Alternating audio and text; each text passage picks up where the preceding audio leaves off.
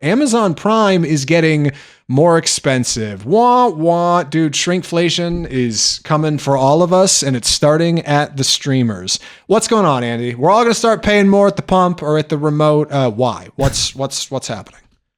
So a little history on the Amazon Prime streaming service. So it was that you paid a flat rate of like $12 to get Amazon Prime, the delivery service, which also came with Amazon Prime Video, their streaming service, with a bunch of shows, original TV and movies, as well as the ability to rent things. And this was a pretty great deal for a long time. And then a couple of years ago, they didn't make you pay more, but they gave you ads at the price point you were already paying. And if you wanted to not have any ads, which you originally had, you had to then pay a premium, $3 extra on top of the $12.99 or whatever. They are raising that price again to an additional $5 on top of whatever you're paying for Amazon Prime. And they're also doing away with 4K streams if you just have the regular ad tier Amazon Prime. So you're paying the same but getting less, or you're paying more and paying more.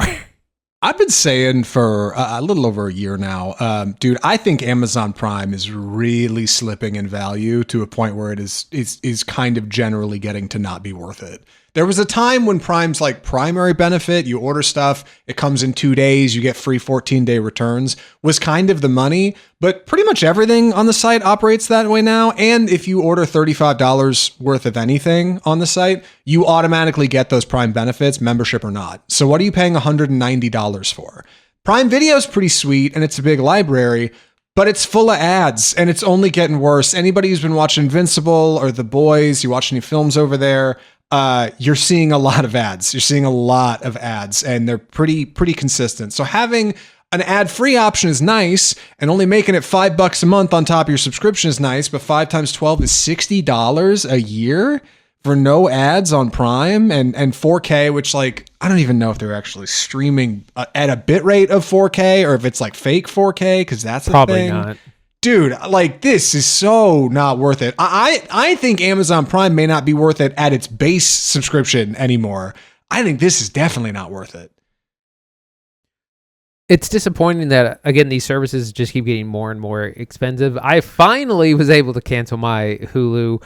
I got into a mess with it because I had changed my Hulu, whatever I was on, but I was out of the country when I did it, and then I could not cancel it because of that. I had to like get on a VPN and change my location, and was finally able to cancel Mexican Hulu. But these services just get more and more expensive, and I think people are consolidating. I think people are dropping them. I'm at a point though I cannot deal with ads, and Amazon Prime, they would have so many ads, and they would cut right in they arbitrary places in whatever you're watching. They weren't very smart.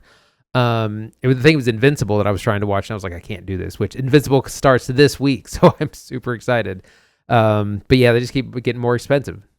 Yeah, maybe the money is like you sign up for this extra service when you want to watch a show you're actually interested in, right? Like, hey, if you can just do it for an extra $5 a month this month and watch Invincible, get no ads all the way through, and then the off season like reduce, maybe that's something. But yeah, Prime is kind of, I don't know. I feel like they have that like annual price, and I just feel like it's kind of sold as like it's not an annual service, but it almost feels like it to a lot of us. Like Prime is just one of those things you kind of pay for once in the year and then you're set. That's the best way to save money. And like, I don't know, man. I don't want to be anti-consumer or anything. I just said like, come on. You order stuff on Amazon now and it doesn't come in 2 days. It used to. Now it's like 3. Like, it'll be there tomorrow night sometime. Like, I don't know, man. I'm not into it. A Quiet Place. We have an announcement about A Quiet Place, the horror film. There's another one coming. John Krasinski tweeted this the other day. This got picked up by the trades. We have a story from Variety. We got some cast, we got some crew, and we have a release date, allegedly. What do you know about it, Andy? So very cryptically on John Krasinski's Instagram. I love how that's how things are announced. But he posted a picture of scripts that just said 3 on them and his name and a date of July 30th, 2027. So the following summer. And then he had names on everyone's script. And it was something that we knew, Emily Blunt, not John Krasinski because he doesn't survive the first one. Spoilers. Millicent Simmons. But we had the addition of newcomers Jack O'Connell, Jason Clarke, and Katie O'Brien, who we love Katie O'Brien, and we love to see her career on the rise. So this is exciting. We're maybe gonna get a little bit more action. Jack O'Connell continues his incredible run in horror, of course, from Sinners and also 28 Years and Days Later. So it's an exciting cast. It's a long way away. They're just going to start production on it in the next couple of months, and it'll be out in summer 2027. Yeah, Variety noted here that on Instagram, when Krasinski announced it, he set the post to the Hamilton song one last time, suggesting that this might be the final chapter in the Quiet Place kind of saga for a minute.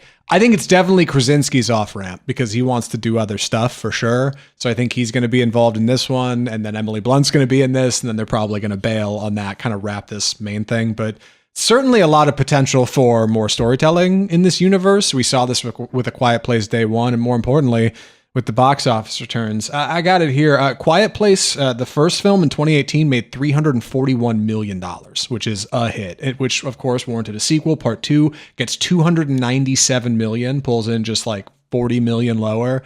And then Day One, the kind of spinoff starring Lupita Nyong'o, got $262 million, which is another 30 down. So some diminishing returns here. That's not that crazy in a horror franchise, but certainly no ramp up. Like, it definitely looks like things are going down. Perfect time for Krasinski to make one more big one. I think putting Cillian Murphy in this movie is smart because that's technically a buff for people who want the next 28 Years Later movie to go to theaters. I think getting him in horror in theaters in the next like year or two would be wise and might help convince Sony like, hey, Cillian's already going to be on posters. He's already going to be in trailers. People who are seeing horror movies are going to be seeing him. That seems like there's a real good crossover to get that new 28 Years Later movie out. So like, yeah, it's great all around. Jack O'Connell is a great get. Jason Clarke's going to be in here. I wonder if Jason Clarke's going to get eaten by a zombie in Quiet Place Chapter 3. If anybody in the cast is, I'll bet it's him for reasons on my own. But exciting. Are you looking forward to this? Gosh. Yeah, I've been a fan of these films. They're fun. It's a bit of a gimmick, but it works really well. The first one's very emotional. I don't really remember what happens too much in the second one. The spinoff, the prequel, worked really well as well. So I think it's a great time. Summer's a great time for horror. We'll definitely see it and check it out for the show. It's funny. I thought a lot of A Quiet Place when we were watching a film for the pod this episode, Undertone from A24. Different, of course, obviously, but kind of audio-based, right? Promises an experience unlike any other to heighten your senses, using a little bit of, old-fashioned audio hucksterism. Excited to talk about Undertone after Oscars here in a minute. One more story from the news. This one comes at us from the box office. Man, Pixar's Hoppers is just continuing to crush. Meanwhile, a small rom-com that you and I totally just ignored and have not talked about once on the pod is pulling some good numbers. Right. So Hoppers had a great second week with 28.5 million. Has hit 164 million globally. It continues to be not quite a hit, but really solid for Pixar. Disney, there looks like it's going to have legs. There's not a lot of competition until like the Mario Brothers movie next month, so they have the runway for kids and family. And number 2 came Reminders of Him, which is Colleen Hoover book slop adaptation starring podcast favorite Micah Monroe and one Tyreek Withers that we saw in Him earlier in the fall. These Colleen Hoover adaptations of a previous one was It Ends With Us, which starred Blake Lively and has now turned into a huge lawsuit with Justin Baldoni. It's a whole celebrity war battle over that property and a huge scandal. But that film was incredibly successful, and these Colleen Hoover adaptations just kind of can't miss. The Housemaid was not her, but it's in that same vein. Book Slap wins at the box office, so that's doing pretty well. That's made 28 million globally. Undertone, which we're going to be talking about later in the show, 9.3 million. We're going to talk about our feelings, but that's a huge win for a very small budget. It's a micro budget bottle film. It's under $1 million budget, made 10 times that. This is how you succeed. You got to get those budgets down, people. It's hard to make something for this cheap, but like when you start hearing things of like 80, like The Bride, for instance, $80 million movie that has made like $20 million, it's hard when you spend that much money.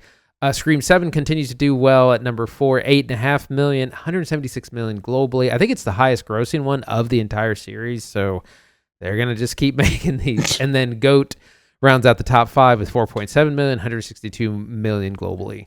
Yeah, I saw news that Kevin Williamson, the director of Scream 7, and I think the director of the first film? No, Wes Craven did the first one. Yes.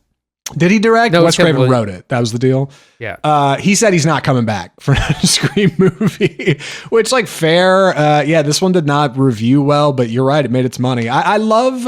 We love a franchise trailer that runs like with the tagline like one last ride or like come back for one last scream, like implying it's the end. And then you see numbers like this and it's like, there's no way they're going to not make more of these, right? Like they're making Quiet Place 3 for God's sake. And those movies are diminishing every turn.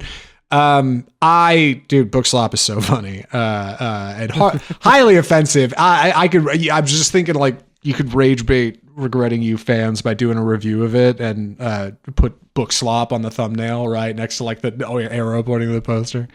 But otherwise, like a pretty quiet weekend at the movies. I think everybody who's really focused on, what's going on at the cinema was looking at the Oscars on Sunday. That was kind of the big attention.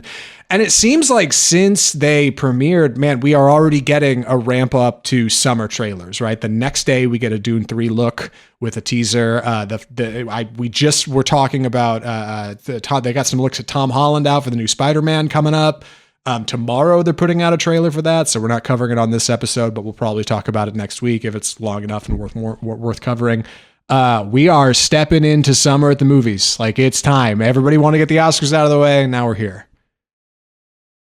Yeah, those books continue to do well, and like I said, I think studios are looking at these kinds of stories, which attract largely women. Like these are the primary audience and goers of these kinds of films. That stars again Micah Monroe. She plays a someone who she kills her boyfriend in a drunk driving accident, and the parents hate her. She goes to jail. She comes back 7 years later. They won't let her see the kid. She's got to try and get in good with the parents again. She starts dating the dead boyfriend's best friend, who's got complicated feelings about that.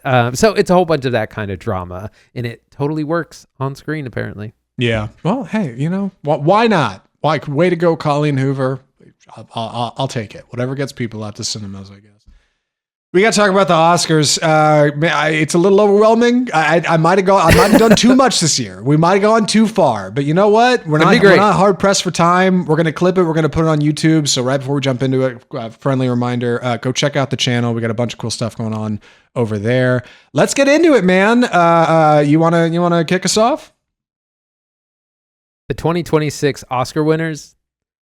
So last Sunday, or just a couple of days ago, was the Oscars, and it was a big night, Hollywood's biggest night. Not a whole lot of surprises. I think there were a lot of